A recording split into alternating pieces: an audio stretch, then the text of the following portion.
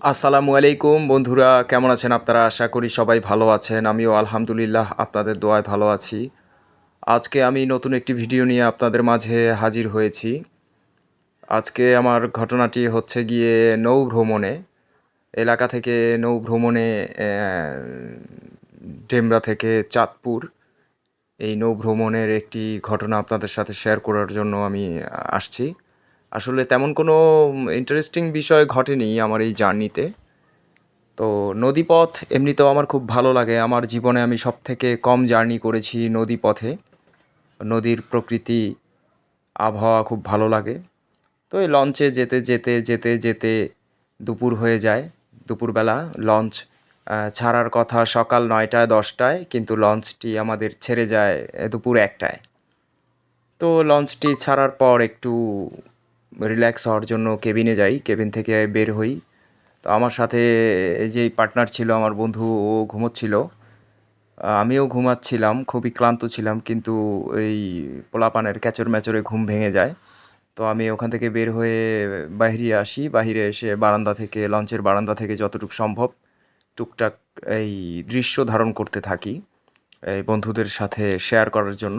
এই যে আপনারা দেখতে পাচ্ছেন একটি নৌকা, এই নৌকাটি সম্ভবত মাছ ধরার নৌকা। নৌকাটি বেশি একটা বড় না, কিন্তু নৌকার স্পিড দেখে মনে হচ্ছে আমাদের লঞ্চের আগে চলছে নৌকাটি। তো বেশ কিছুক্ষণ লেগে যায় এই নৌকাটি কে ওভারটেক করতে আমাদের লঞ্চের। নৌকাটির স্পিড এতই বেশি ছিল যে আমরা আমাদের লঞ্চ এটাকে ওভারটেক করতে পারছিল না। আমাদের লঞ্চটাও আস্তে চলছিল, কারণ বিপুল পরিমাণ যাত্রী নিয়ে অনেক লোকজন নিয়েই আমাদের লঞ্চের জার্নিটা শুরু করেছিল। তো এই যে নদীর মাঝামাঝি আমরা চলে আসছি দুপুরবেলা। নদী, শান্ত নদী দেখা যাচ্ছে, ঢেউ খুবই কম ঢেউ। তো খুব চমৎকার লাগতেছিল এই দৃশ্যটা আমার দেখতে। তাই আপনাদের সাথে শেয়ার করার জন্য দৃশ্যটি ধারণ করেছিলাম। আমরা এখন মাঝ নদীতে আছি। ভরা দুপুর, চকচকে রোদ। এই হলো অবস্থা বন্ধুরা।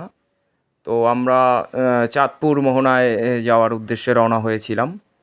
তো চাঁদপুরে একটি ঘাটে লঞ্চ ভেড়ানোর কথা, সেখানে না যাওয়া হয়নি আমাদের।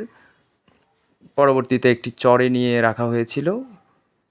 আমি এইভাবে চাঁদপুরের নৌকা ভ্রমণ এটাই আমার প্রথম।